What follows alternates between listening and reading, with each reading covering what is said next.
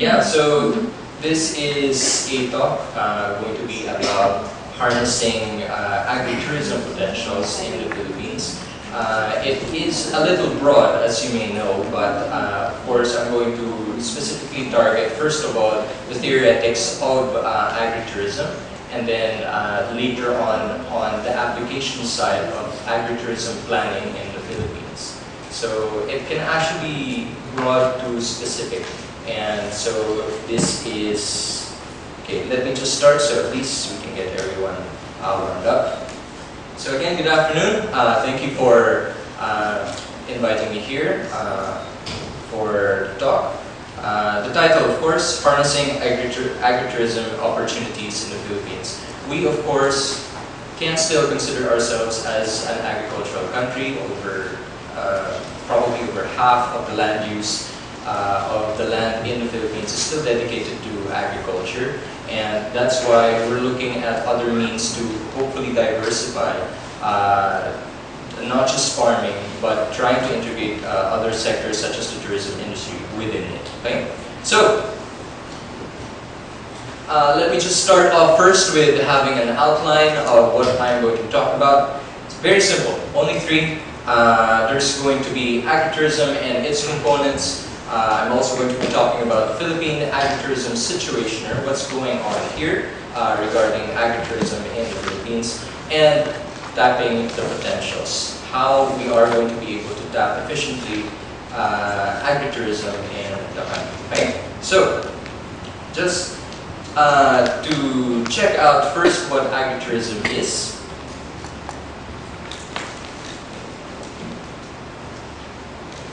So, agritourism and its components. Agritourism itself, we can define it as a hybrid concept using the elements of tourism and agriculture industries. Quite simple, just the name itself, agritourism, is the connection and the link of that.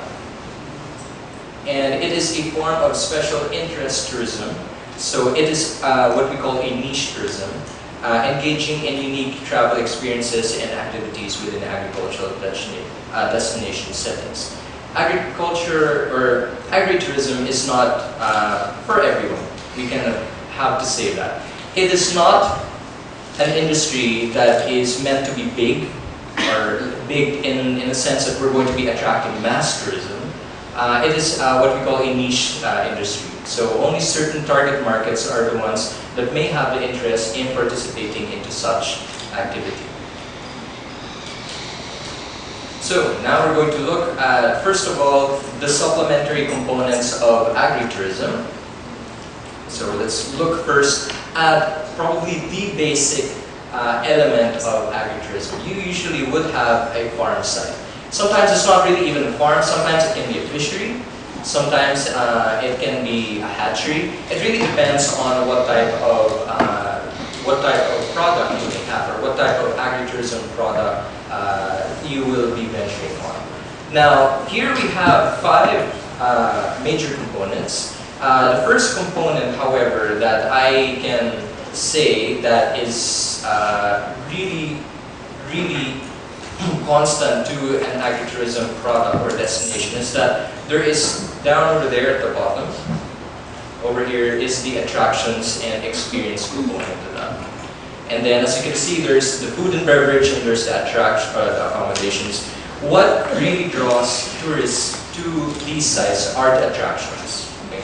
So the attractions may be that, you know, it can be, for example, a U-pick farm in Baguio, or it can be, for example, just a fishing line for the family, like a family resort where you can just go fishing and then whatever you fish, you just put in the grill. That is the attraction component, and that is very, very linked. It is hard not to have, or it is hard to have an agritourism product or destination without it. Okay? Now, what I consider the secondary ones are what you call the food and beverage and the accommodation portions of, or components of agritourism. Sometimes when we actually embark into an agritourism experience, sometimes we don't really need to stay there. Sometimes it's only an excursion, so we're there for just a day, Or sometimes we don't, we're only there for maybe 4 hours to 3 hours or less. And that means accommodations and food and beverage can actually come secondary. But of course, it is very complementary. It's hard not to have them, especially for the food and beverage sector, because they're very complementing to each other. And then, of course, you have the other ones, such as the transport and other services. So these are the supplementary components of agritourism. Now, agritourism can be considered as sustainable tourism. Why? Well, there are a number of reasons why. And first, we can definitely discuss a lot about resource management and how it impacts or the positive benefits of that through agritourism. As you can see over here, there's an image of, looks like an elderly with either his son or their son trying to tend the farm. We can see that there are also different ways that agritourism can involve not just the business side of things, but also the management of the resources of the farm. Okay, well, of course, just like what we say in ecotourism, ecotourism cannot exist without the natural features of it. So as in agritourism, it is very hard it's very hard to have a product without, of course, the basic feature and that of course is the agricultural component. And for here in this part, it's the resources, the local resources within that agricultural site or the farm. Agritourism encourages farmers to preserve their land, thus preventing agri-land conversion. Conversion is a huge problem nowadays. Of course, as you know, that cities are sprawling, the population of the country is increasing quite drastically, and people need more places to live. And of course, more residential zones are being placed in cities, converting what once used to be agritourism zones, or sorry, not agritourism, agricultural zones. And so therefore, agritourism makes sure that there are going to be lands, or there, and especially for farmers, it encourages farmers to preserve their land. And as I've said, to prevent such mishaps of land conversion and the loss of agricultural land. Agricultural land is the resource of agritourism, and that's why it is important to have that. Community empowerment. Agritourism is also, it promotes community empowerment. This is actually a shot of our farmers, or one of the farmer beneficiaries of Coffee Aid.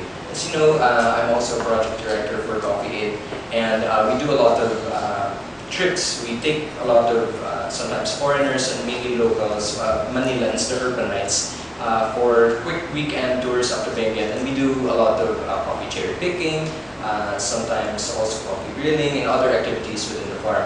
And the farmers love that.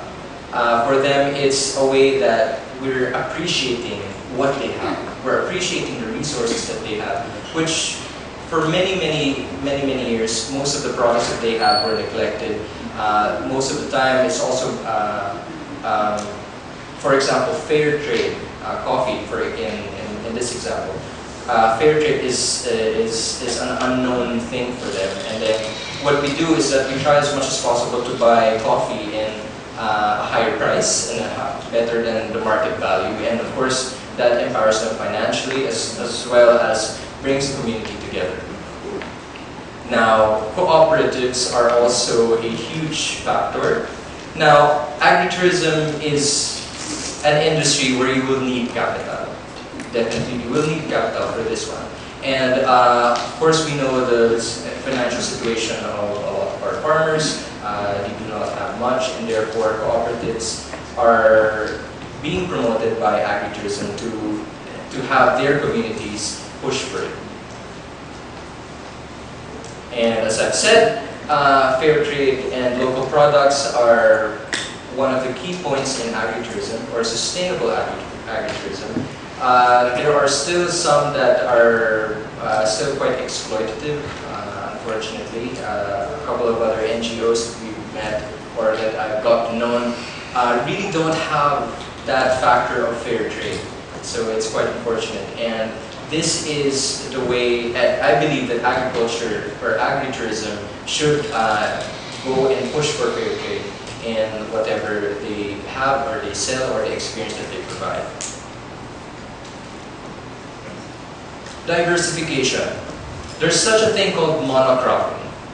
Monocropping, of course, is sometimes the farmers are, because of perhaps the land situation, that they're only usually farming only one type of produce. In agritourism, it promotes diversification of whatever produce that they have. And depending on the training that they may have, then of course they may likely opt to look at planting different types of products, farm produce, and the activities of agritourism can complement that.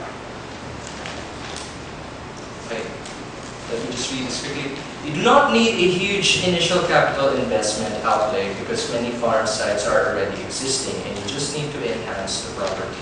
So in many ways, especially for those who are well established, some farms are just really in need for more marketing and enhancing of the property to fit the tourist experience. Sometimes these properties do have potential, but this potential has not really been fully tapped yet, especially for the needs of the tourists that are wanting to partake into that. Okay? So what I meant by there is not a need for a huge capital investment, this is because we already have the contents. All we need to do is to develop the container.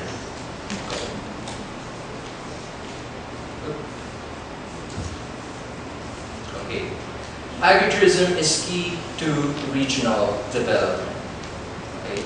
Now, 60% of the population in the country, apparently in 2010, their estimate is 60% are already living in and sprawling in urban centers. Okay.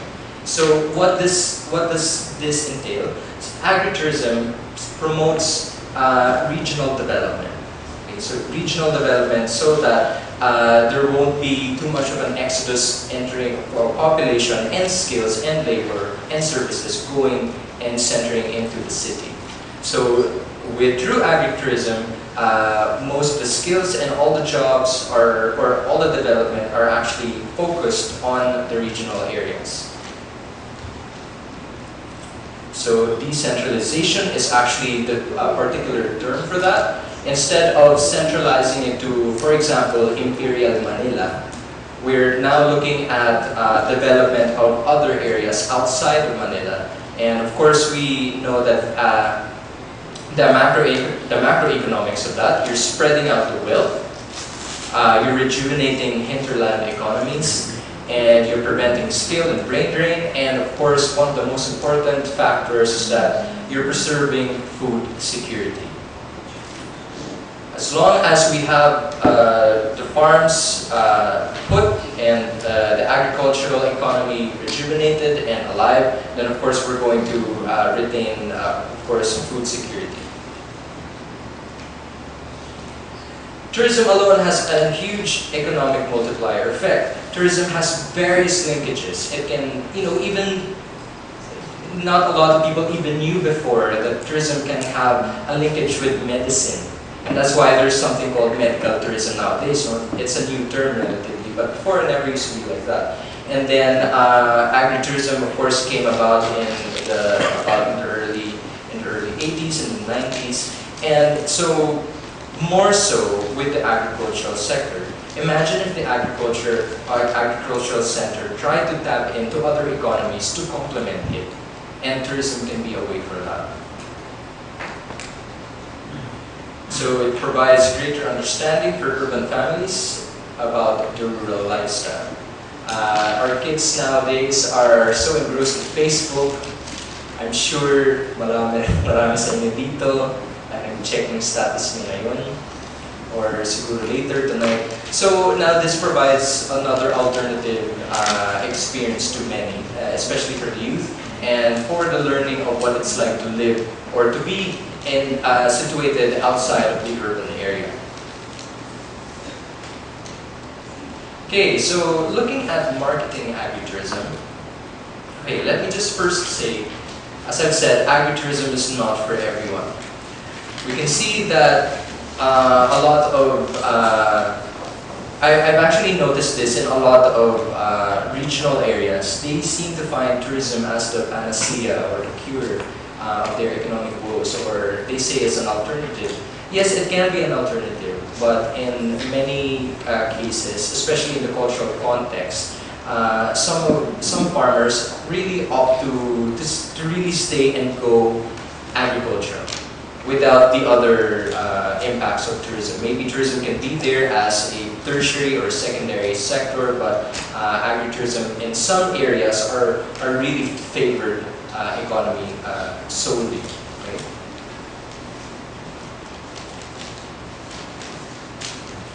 So as I've said, agritourism is a niche product, but with so much potential. So we can see that there are a lot of activities or a lot of means connected to agritourism. The one here to the left is a lady in Davao who sells their wares. I believe this is made out of an indigenous vine back in Davao, and apparently her clothing and everything is made of the fiber of that particular vine. And then to the right is just an example on the internet called a pumpkin patch farm. So you can bring in, there's potential to bring in students, families for this particular activity.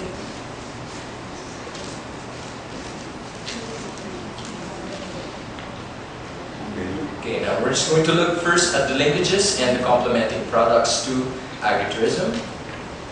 So we have our accommodation sector, which is a very important complementing element to agritourism. There are what we call the unique products and souvenirs, for example, arts and handicrafts and native clothing. That person over there is a painter in the Bohol bee farm in Panglao Bohol. If you've ever been there, I highly recommend it. It's actually my personal favorite also of all the agritourism destinations that I've ever been. So everything there is handmade. Everything is painted by the locals. There are also wineries. Of course, wineries are actually quite unique in the Philippines because we use, instead of grapes, we use other fruits and other means to produce wine. So there are also volunteer tours, or what we call volunteerism. So here, for example, planting or tree planting. There are also farmers markets. There are petting zoos over here. Just for example of this one, I took this when I was in Australia. This is a sanctuary. It's actually a wallaby sanctuary. If you know what a wallaby is, it's the smaller cousin of the kangaroo. Kangaroos are pretty tall. These ones, unfortunately, there are no wallabies on site. They're just kind of around. But as you can see, the kids and families love it. They just enjoy being there.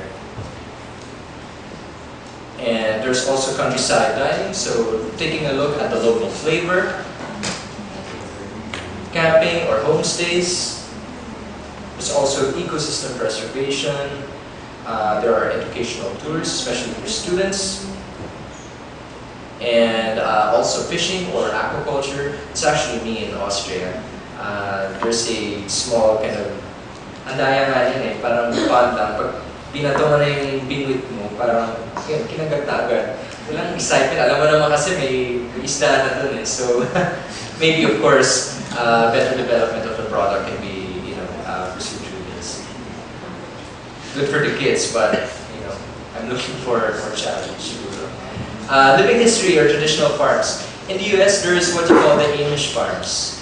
In the Amish farms, the Amish community, people there still dress up in their traditional means and methods, and they're actually very conservative too. I know there's one in the US, somewhere in Midwest, where they don't even have electricity, and they refuse to have electricity there, just to promote the authenticity of living in such. Of course, you have the Uprick farms. There's lots of this in Baguio, and I know there's a few in Tagaytay. and of course hiking and other related activities that are linked to that. So if you have agritourism as a driver for the local economy, you can actually have these other complementing products or factors within it. So again, agritourism itself also has a multiplier effect. It involves the economy, it involves the preservation of the environment as well as the environment of the local community. So that's round one. So now we're going to round two. So round two is the Philippine agritourism situation. What is going on here in our country in terms of agritourism? So there is what you call the Philippine Agritourism Program in October 2002, partnered by the DOD. There's also the DA, and there is of course our institute, the Asian Institute of Tourism. It had a vision, and this vision was really to become the premier agritourism destination in Asia. Now let's go back.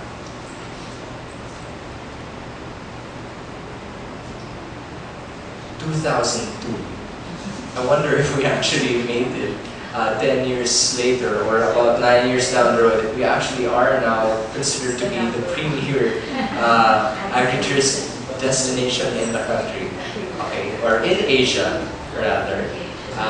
We have a long way to go. So the result is actually a manual. I have the manual over here. It looks thick and it looks like a pretty meaty plan, but the planning component of this, I actually have a lot of criticisms about this. It's actually not good. The planning portion of it is only probably maybe 5%, 10% of the thickness of the book. The rest are actually just almost like a telephone book. It's just like an address book of all the other sites or other farms that consider themselves as agritourism farms or with agritourism potential. Yeah, unfortunately. So, in this manual, they developed a particular criteria for developing agritourism. Okay? So, this criteria involves accessibility from gateways and highways. Apparently, over here, it has to be, I think, 25 or 35 kilometers from a gateway. They have criteria for certain products. Apparently, it has to be organic, which is actually good. And there are also criteria for attractions, tourist facilities, infrastructure such as roads and communication, about peace and order. Peace and order is actually over it. It didn't really explain it. It just shows their peace and order. So how can you operationalize that? And then market attractiveness and environmental techniques and social acceptability. So I just kind of listed them down. It's over here. But if you have big expectations, don't expect a lot. Siguro I have the right to say this now because AIT took a role in developing this, our college at that time. Okay.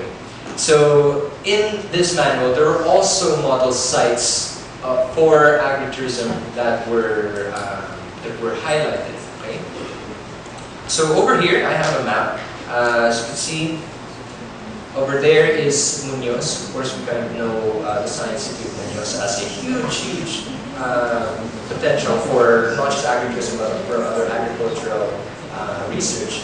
There's I believe there are 3 in Bulacan, or 2. There's an orchid farm and there's a butterfly farm. There is Sonia's Garden. I don't know if you've been there. Excellent place. You guys really have to check that out. And then Gourmet Farm in Silan, and then Tagaytay for the mushroom country.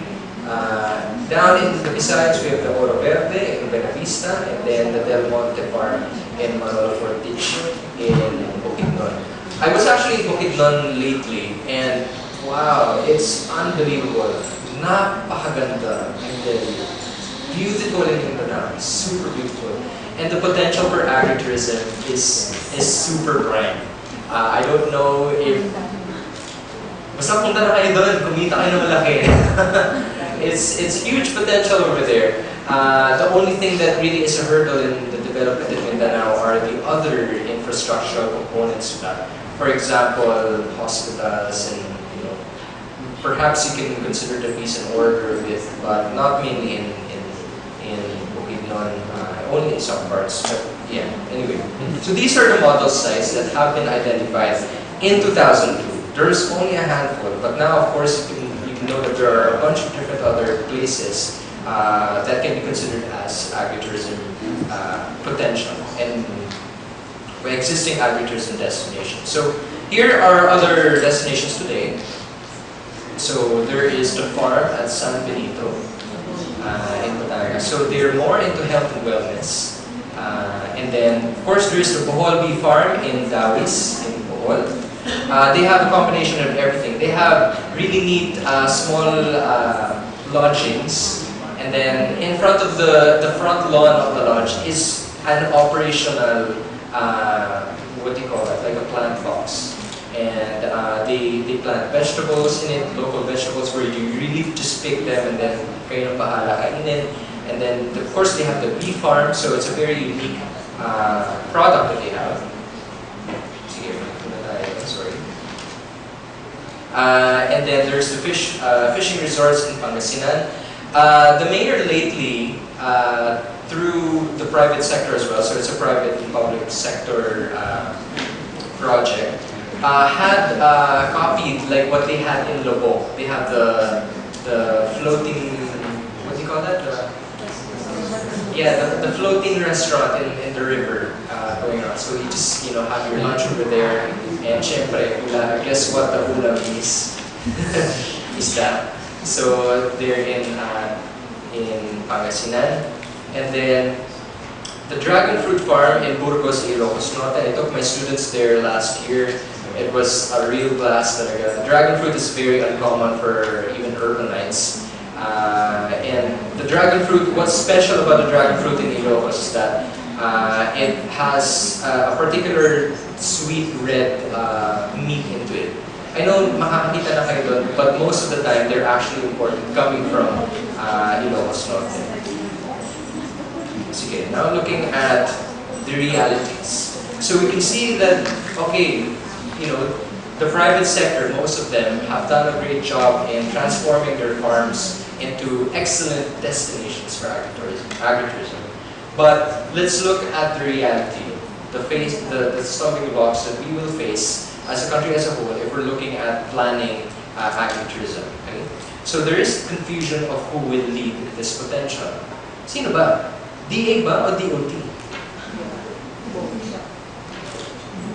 It's hard to know. We have to look at the fine line. There's also what you call the IAC, the interagency committee that usually does projects that have both departments into it. That has already been cited before in previous projects other than agritourism. Now, only now that the potential is being tapped.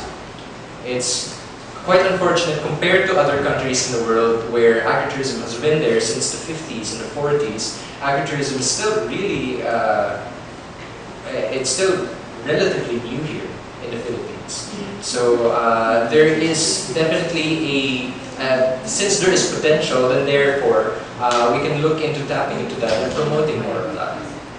And it is usually private sector driven. There's also the rich versus or vis-a-vis the poor farmers.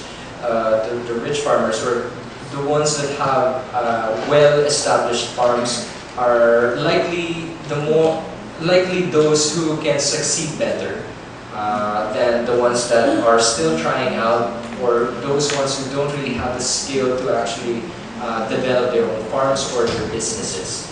Ladies and gentlemen, let's not forget that agritourism is also business.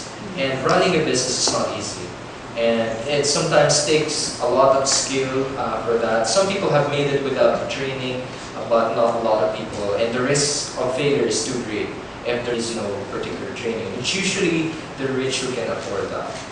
And then, of course, it is still a cottage industry to many. There is limited standardization and accreditation. So, for example, being organic, there are numerous standards internationally and locally. So, which one am I going to follow?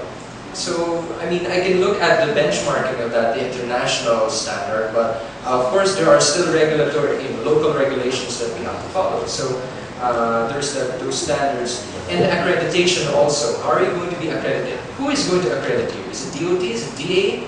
And so forth. And of course, the limited skills, especially for educated farmers.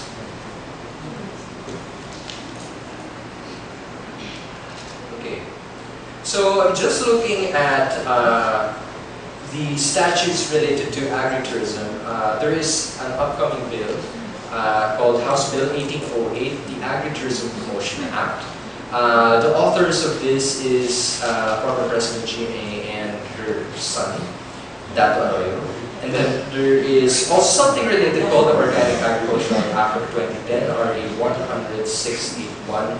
And what else is there? There is also, well, because agritourism is closely related to cooperatives, there is also, of course, the RA 9520, which is the amendments to the Philippine Co-op Code. So co-ops are actually have more power nowadays, and there are instruments for lesser taxation for co-ops. And lately, I was in, I attended this World Trade Center for the Agritourism Expo, and I actually have a few other gathered brochures over here that can be tapped if you're interested in going to that. There's what you call the DA-DAR, DNR, National Convergence Initiative for Sustainable Rural Development. So there's one over here. And there's a bunch of other resources here that I can share with you guys later on. Now, let's look at examples of successful related programs through agritourism in the country. There is what we call the OTO. Of course, we know that the One Town, One Product, spearheaded by the GMA administration. Of course, its function was to identify, develop, and promote indigenous products, to support micro, small, and medium enterprises, and converges LGUs, national government agencies. And it was actually meant as part of GMA's decentralization strategy. The decentralization strategy was part of the medium-term development plan of President GMA at that time. So what that meant was really to spread out. It's basic macroeconomics, to spread out the wealth, as opposed to putting all your eggs in one basket. And the OTOP was meant really for LGUs to empower themselves and to look at particular products which they can really market and tap. Okay? Then there is, there's what we call the worldwide opportunities of organic farms. Ladies and gentlemen, who has heard of this? Taas kamay. Wala. Okay. This has actually been going on since the early 90s pa, all over the world, except in the Philippines. It's actually a network of organic farms around the world and in the Philippines. So now it's actually here. It provides experience to organic farming to tourists, and it acts as a contact point for farmers and markets. So before we go to the negative aspects first, I remember when I was working in both Australia and when I was still in Canada, there would be tourists that would come up to me and would ask where they could find a booklet of this WOOF network. The WOOF network itself is actually, it goes like this. You go and purchase the WOOF booklet, and you also sign, because you're an applicant for the WOOF program, so you sign up for that, and you pay a certain fee. And then this booklet actually shows you the network of all the registered registered organic farms in Canada, maybe in Australia, maybe in Europe, wherever. And then, so what they do is that they would call up these farms, because nandun lahat nandun yung address and email, etc. They would call them up, and then they would say that, hey, could I come up to your farm and help out volunteer in your farm to to do your pickup, to do farming and other activities. And the farmer's responsibility for you is to provide you with your food and lodging. So the Japanese love it, the Germans love it at all. Grabe, nauubusan kami ng mga booklets na yun. So you can see the potential of that. And this WOOF program, foreigners love it, pero we haven't even heard of it here. So maybe we can even look at the potentials of that. There are already farms that have signed up for WOOF, but most farms I haven't even heard of. So the problems over here, WOOF is unfortunately poorly marketed, and there is only support from the DA without the support of the DOT. Well, really the framework of WOOF, aside from organic farming and promoting that, is for regional tourism also. So there is that lack of that in terms of the WOOF program. So this other example is through Coffee, the one that I also helped and volunteered with. It's a volunteer and investment program, and we work with indigenous coffee, Cordillera coffee farmers by empowering them and providing them unique volunteer opportunities for participants, and of course to promote fair trade. So we have numerous activities. I think sometimes sometimes 4 to 5 times a year we go up to Baguio with a huge group. Sometimes we do a lot of fun stuff. We do coffee cherry picking, we do tree planting, we do indigenous what do you call this? And other indigenous practices at home. It's a really rich opportunity for learning about the local Igorots and how they work there in the farms. So this is also one example that we have.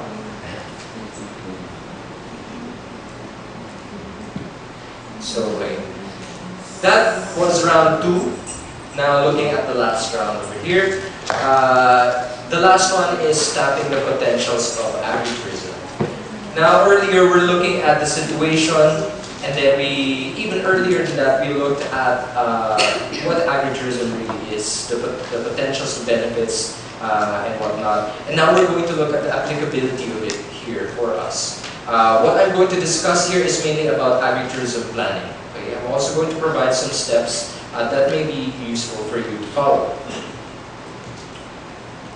So the policy push for agritourism is that agritourism can work from as a policy instrument for decentralization to as specific as a pro-poor and workable business diversification strategy for farmer income augmentation. Okay? It can be just general as writing a policy down, and all the way to as specific as creating business strategies. Okay? So there is a definite need for government-to-government synergy. So we're now going to look at the potential of what the DA and what the DOT can have for agritourism and how it can actually be fostered and developed well in the country. Now, there can be a 2-tier approach to that. The first tier is the bottom-up approach. Quite simple if you've taken administrative management before. So how this goes is that the established farms down at the bottom over here are the ones that are going to push or lobby themselves to the DOT and DA for additional marketing and promotions. Okay? Now, if there is a bottoms-up approach, then therefore there is obviously the opposite, which in tier 2 is the top-bottom approach. So through this, it is the DOT and the DA that provides training and financial grants, especially to farms with potential, but lack the capabilities in packaging and developing agritourism. So makikita natin that previously, that the first tier was more about those ones that are already well established, okay? That have the capacity, that have perhaps the financial capacity to operate, but of course, they still need additional marketing and promotions. And for these ones are those newbies that are really looking into financial assistance or training assistance from both agencies. Okay. There are many development frameworks, thus each town can customize their own. Obviously, planning is not a there's no one plan for all in terms of specific templates. Okay? Each town has specific products, each town has specific needs and wants, and each town also has, or community has their own vision or mission. So definitely, the frameworks will depend on that also. And of course, as I've mentioned, the essential components are the vision and mission, anchoring statements. Okay. So now, I'm going to go into what I call the Community Agritourism Development Planning Framework. Okay. This is the planning framework from steps 1 to 10. Of course, the first one is that you, as a community, you have to really look at identifying your specific stakeholders. Who are the key players here? Is it the local government? Are there certain families? May mga hacienderos ba? May mga iba pang families that have huge tracts of land that are they willing? Are already willing and able to operate and go for agritourism. So you're looking at the stakeholders here, the people. Step 2, you're now looking as a community to define your vision and mission. The objectives will come later because objectives are very specific to what type of tasks you're going to do. But first, it's always good to find out first whether your strategy, whether agritourism is actually part of your vision or whether it fits to that. Step 3, the usual, we gather data on both the tourism and agricultural components or dimensions. So you have, you can create an inventory for this one. Step 4, you can go 2 ways. You can go for proactive planning or you can go for reactive planning. For proactive planning, what you do is that you're going to identify inherent values and the sense of place. When you're talking about destinations and destination planning, you're really looking at finding out the sense of place. What makes it special, okay? So that is proactive planning. You're really going into improving what you currently have. Now, there are, down at the bottom, there's what we call reactive planning.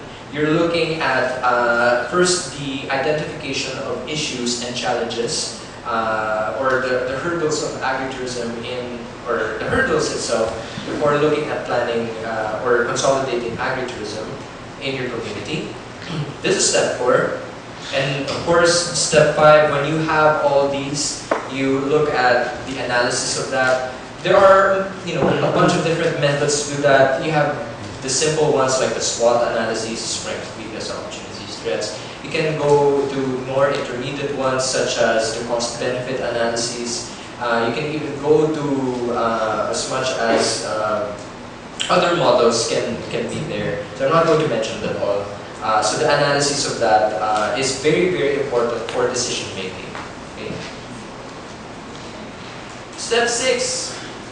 Okay, is looking at the potentials for development. Okay, let me just kind of zoom out a little bit here. Oops. Okay, if you look at this area, so where the hand is, this is proactive planning, and this area over here is still obviously in line with proactive planning, while this is in line with reactive planning. Okay. So the first one over here is the identification and potentials for development. So what you're doing is you're creating tourism value statements. You're looking at all the other potentials that can be worked out, not aside from just agritourism, all the other complementing factors for that. And then for reactive planning, you can look at the prioritization and rectification of issues. First, you really have to solve problems. You can't just go forward without solving the problems first. Knowing that you have stumbling blocks, you really have to fix those ones first. Okay.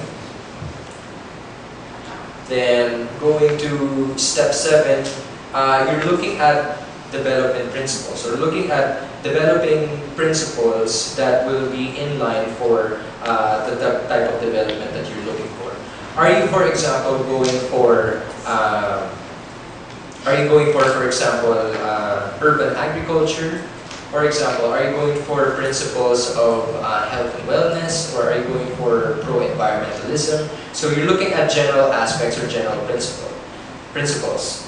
For step 8, this is actually the more specific objectives. So earlier, step 7 was really general, then step 8 is more specific now. So the smarter objectives and strategies for implementation. SMART, of course, we know the specific, measurable, attainable, realistic, and time-bound. That's traditional. But the ER means exciting and revenue-generating, okay? Or rewarding. We can put that there. Okay? So strategies that will allow for that. When you have objectives, it is always very important to have alternatives or plan Bs or your contingencies. So we also look at the options, alternatives, and contingencies for agritourism development. Second to the last is the implementation. Okay? Ang layo ng implementation, no? Ang daming planning. Ang layo ng implementation. But implementation can actually also be a huge component, because when you start implementing, there are a number of things that you really have to take into consideration. You need to obviously know how to manage what you are implementing and the costs that are entailing to that. And after implementation, the last step would actually be monitoring and auditing. For monitoring and auditing, you have to definitely look at performance measures and indicators. How are you performing? Are you performing well? Are you receiving a lot of tourists? What are tourists looking for? May kulang pa ba? So it is good that you, along the way, you're asking questions like these ones. And to do that, there's also what we call the research and development. You continuously look at further innovations for your product. You can't just subsist on one and then remain as is. In a very competitive economy, we have to always innovate. And last but not least, we can sometimes return to the loop for further planning. And yeah. So this is what I've done earlier, was to give you a step-by-step from steps 1 to 10 of community-based or community-level planning. Planning as a whole, planning with the many. Now we're going to look at promising entrepreneurs and the individual level agritourism business planning. Okay? If you are an entrepreneur and really want to go to agritourism, we can first look at agritourism venture and feasibility assessment. You have to look and assess yourself first. The questions are, am I ready? Number 2 question, is there a market? Meron ba akong maibebentahan nitong product na to? Number 3, may kakayahan ba ang aking farm nito sa product na ito? And number 4, probably one of the more important ones, may pera ba ako? May pera ba ako? So ito, the personal reflection, of course, as I mentioned, personal evaluation, market evaluation, technical capacity assessment, and the financial evaluation. So, ang daming feasibilities muna, no, to consider. Then, you create the legendary business plan. If you've taken business ad, hindi kayo makakagraduate na hindi kayo nakakagawa nito. Okay, so the business plan for development, or the business plan itself, is the Bible of your venture. Okay, in this business plan, you have several other plans too. For example, you have your research and development plan, you have your financial plan, of course, your pro forma statements, you have your marketing and advertising plan. Separate to, ah. A lot of people mistake advertising and marketing as the same, but no, it's very different, okay? And of course, there's what you call the CER. I just kind of put this in here because as an alternative to what you call the CSR, corporate social responsibility, we're now putting it more into social and environmental too. So community and environmental responsibility plan. And then, of course, we have the implementation of the plan, and of course, as I mentioned earlier, there's always going to be monitoring and performance evaluation. Okay. So, there are still specific needs in furthering the development of agritourism in the country. Okay. Marami pa rin.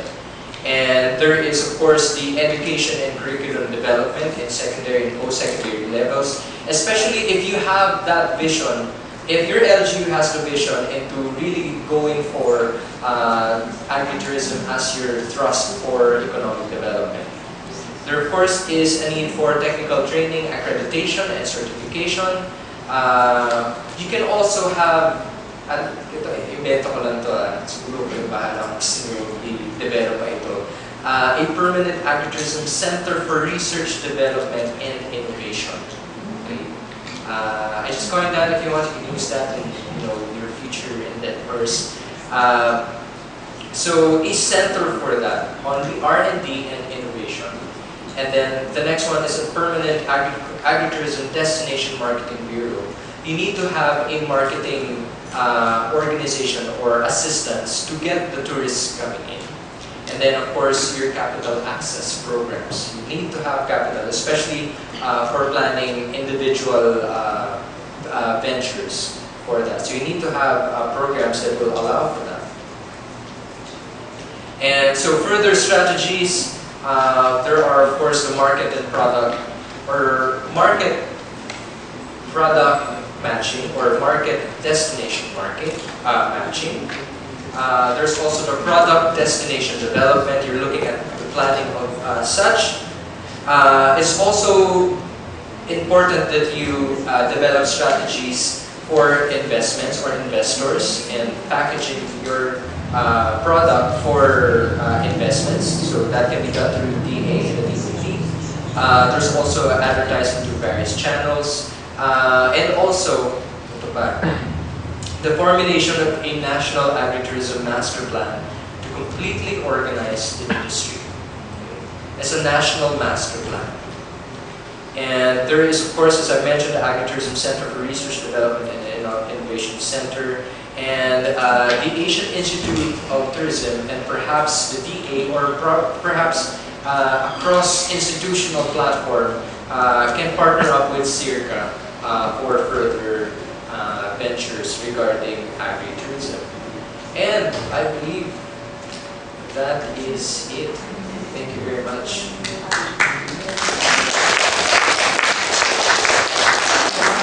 At this point, I'd like to invite the audience, if you have clarifications regarding the presentation, I ask them now.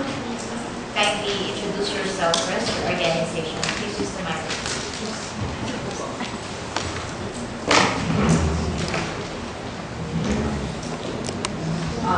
I'm Mai Anyanuevo. I'm the Executive Director of Agritourism. That's an NGO working with overseas Filipinos.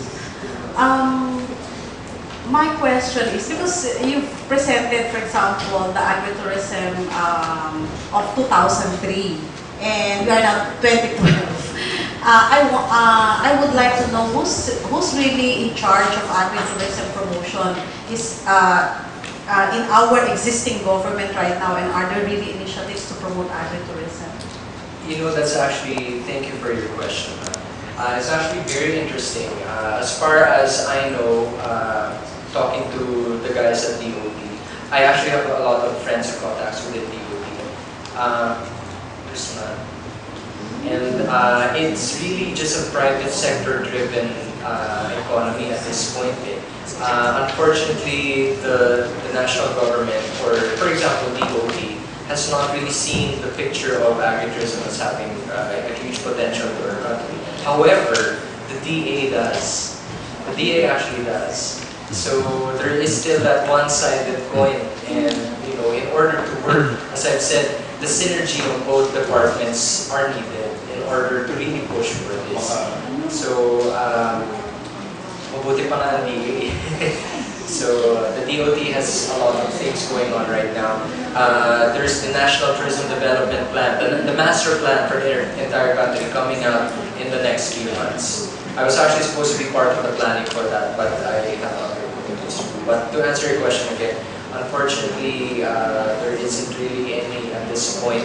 The DOT is seeing it as a potential, but sometimes, alam niyo, narinig mo tapos, ganun ba? Tapos closed door, tapos nakalimutan. It's really sad, it's unfortunate. So, thank you. Other comments or clarifications? Sir? Yes, sir. Gil Biliancio. agricultural since last year, the current administrator of say Agri-Park.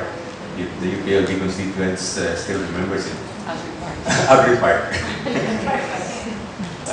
But actually after Typhoon Ondoy, all the things in Agri-Park have been devastated.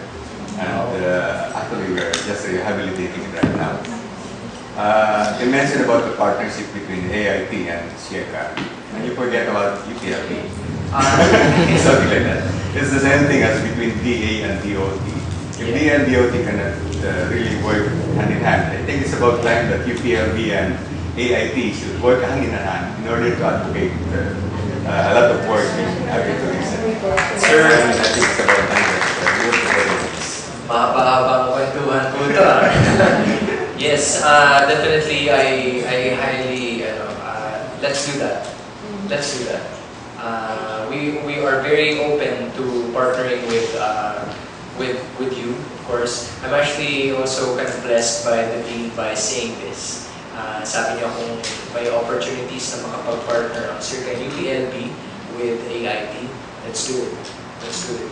So and maybe agritourism can play a huge role for this. And yeah, yes. Actually, bago umalis si Secretariat sa Secretary of Agriculture, nag-sign ng memorandum of agreement ang DA at saka UP-Diliman to establish an agri-vet facility at UP-Diliman dun sa isang parte doon. Unfortunately, after the change of government, this facility was not legalized. Supposedly, parang i-move ba yung agriculture dun sa within the urban setting so that they will appreciate what agriculture and agri-vet actually. Agri-vet. So, nandun yung veterinary part of it. Something, I don't know. So yun, alam ko may previous plan or something. Sige, thank you sir. Pero I'm actually kind of questioning that because the land use ordinance, the zoning ordinance of Quezon City does not allow that. But unless siguro institutional yun, I think that can be fine. Pero when you're looking at an agri-vet, siguro the agri sector, no problem. But with the, livestock, that kind of question. Yeah. Pero sige. I mean, we can look first at assessing what we have right now. Because it usually always starts with that. You look first at what you have. And then you self-assess. And then after self-assessing, you start planning. Then, siguro for previous programs that were not finished, we can look at perhaps rejuvenating it. And then we can look at perhaps funders both in the private and public sector to pursue that or to have us pursue that also. Thank you, sir. We have room for one or two questions. Yes, ma'am.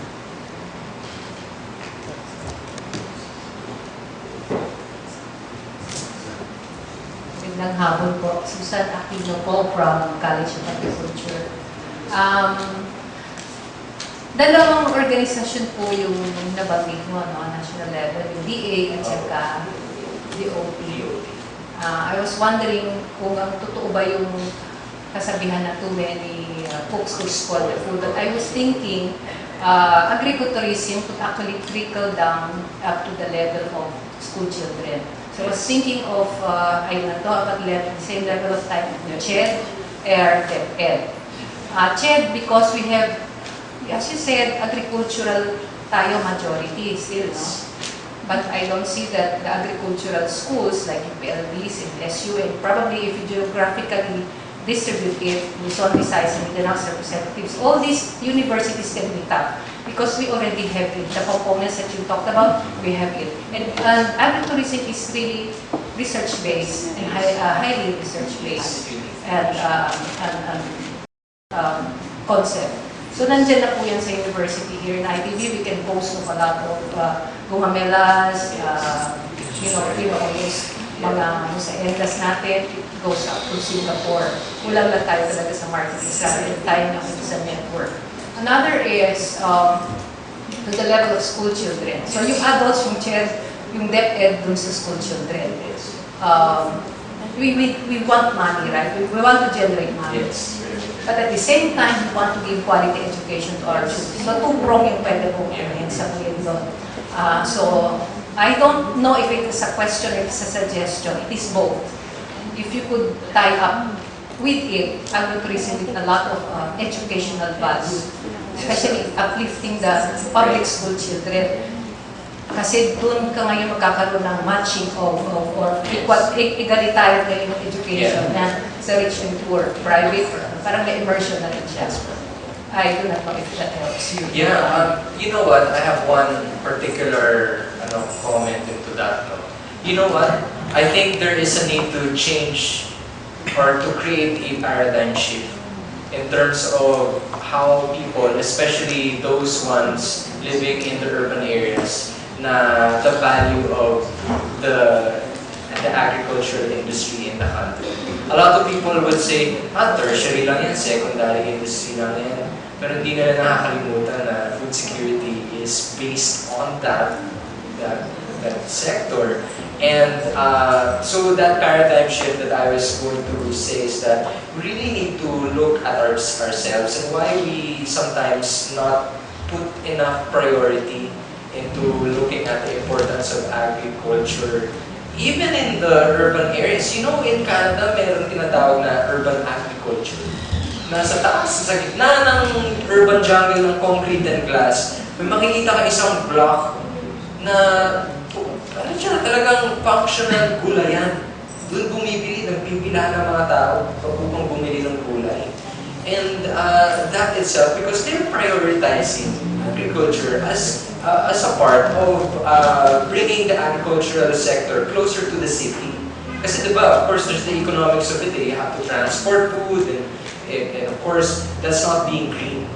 Right? So it's not being green. You're wasting a lot of energy and resources transporting them. That's why they're bringing agriculture direct to the city itself. Now, to answer and comment specifically on yours, I do believe that too, especially for schools in the elementary and secondary and post-secondary levels, that there has to be a priority in placing agricultural learning, or I don't know if there's a specific term for that, in their levels, that habang bata pa sila, na-i-ingrain na yung value. We are a country that needs to focus more on our values. So, values on what is really, really important. And I really believe that too, that there has to be, CHED also has to be engaged into that. Again, yun naman yung mindedness nila eh, diba? We hardly see them we hardly see them complimenting or praising these types of education, almost alternative education, as something good. So we really have to look into, first and foremost, trying to look at ourselves and what we really have to value. So, especially in hinterland areas. Thank you. The lady is the back first. Thank you, Ma, for your giving me priority. Thank you for your interesting presentation. My name is Sochiet. I'm from Cambodia. I'm taking development management in UPLB. I have two questions regarding your presentation. Correct me if I'm wrong and tell me if I repeat the question, because sometimes you talk in Tagalog and then I don't know. So sorry. For those who do not speak Tagalog, I sincerely apologize. Okay. I thought, yeah. My first question is, I would like to know about your country context, tourism context regarding agritourism. I want to know who are your prospective market, tourists. As you mentioned that tourism is not only a project but it's a business, so it needs tourists to be survivable. So your prospective market is domestic or international? And if it is domestic, I learned from my LGD's class that Philippines is now moving to industrial country. It means people are fond of shopping in the mall, go to the modern area, urbanization, something like that. So is there a opposite direction if you develop agri-tourism for them? And the second question is, I want to know if there is any negative impacts regarding agri-tourism. Because as I know, tourism is like a fire. Yes. It can be both good and bad for you if you cannot manage well. So I don't know if there is any negative impacts. Thank you. Thank you very much for your questions. Yeah, I will answer the first one first. Okay, regarding the markets. So the agritourism, who are the markets? Now, agritourism is not like going to the beach or going to resorts or going to really popular areas or destinations. Agritourism is what, again, you call a niche destination or niche product.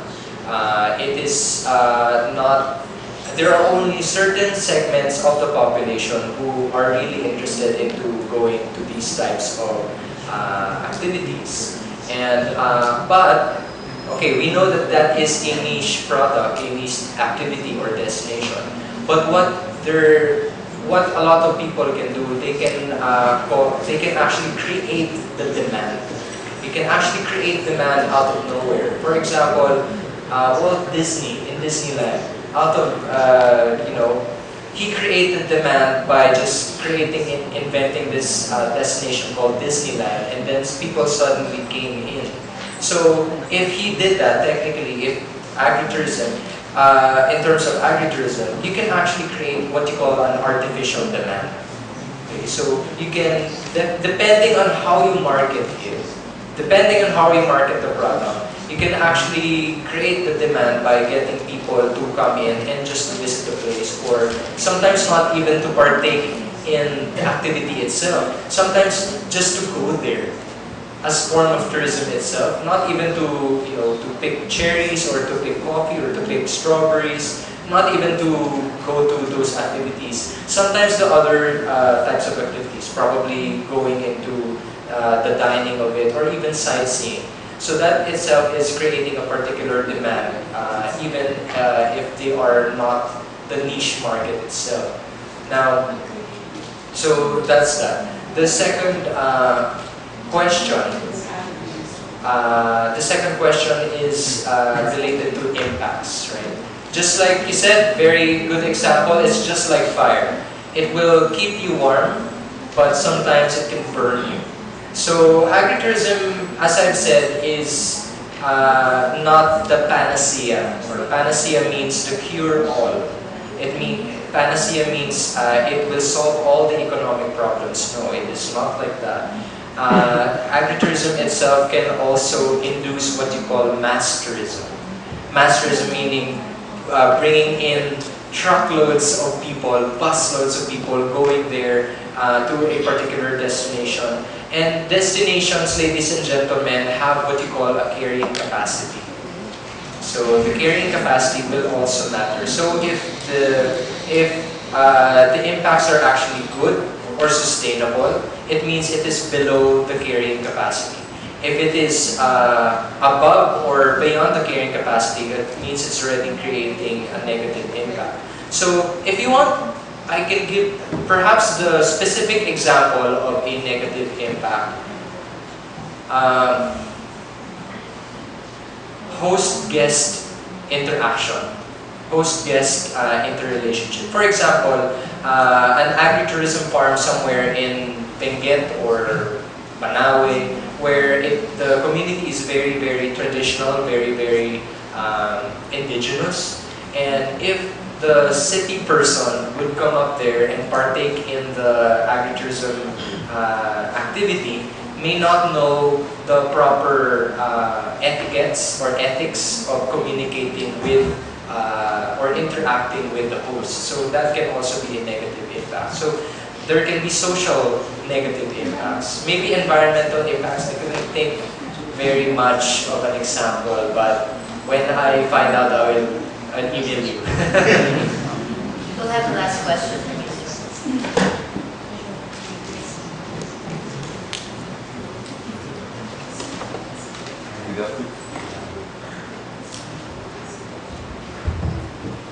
Good afternoon. I'm Fernando Magdalena Jr., a graduate student from the School of Environmental Science and Management. I'm also from Mindanao, from the province of Quito. You mentioned in your presentation needs on furthering development of agritourism. So you mentioned about the Center for Research, Development and Innovation. Actually, I'm into agritourism. In fact, I have my proposal on mitigating environmental impacts through agritourism in Mindanao. And I'm very thankful that the Motto Philippines in Manalo Fortis Bukidnon was one of the model sites. Yes. Now, I would like to know, sir, if the Asian Institute of Tourism provides some graduate studies research, or you can suggest some institutions or agencies where we can have an access on the financial support when it comes to graduate studies research. For what particular research is that? On agritourism. Okay, on agritourism. Okay, here's the sad factor. Currently, the UPAID is one of the last institutions in UP Diliman that does not have a graduate program yet for tourism. But as far as I know, this administration of Dean Mike Mena is really pushing hard for getting graduate studies on tourism itself. But the interesting part is it is on tourism in general. Now the thing is, when you're a graduate student, what you can do is you can really specialize on a particular segment, or especially for your graduate research or for your other deliverables or papers. That's what I did when I took my master's degree. My master's degree was about urban and regional planning. I took that because there's no masteral program for tourism planning. So I just took that and specialized my thesis on tourism planning.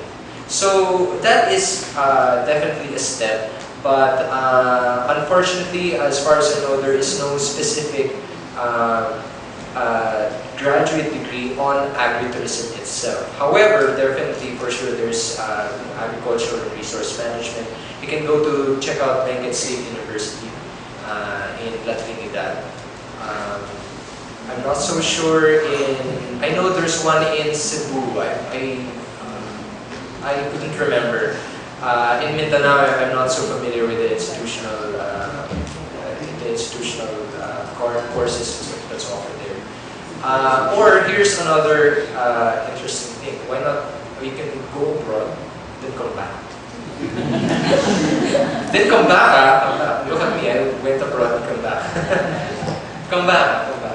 So maybe you can specialize on that. I think you are looking for funds for your thesis. Yes, looking for funds. SEARCA has some small funds for research, but it's for PhD. For PhD research. So you can check it out our website, SEARCA.org. Okay. So thank you, Professor Fresnoza, and thank you also to our audience for the very active and lively discussion. At this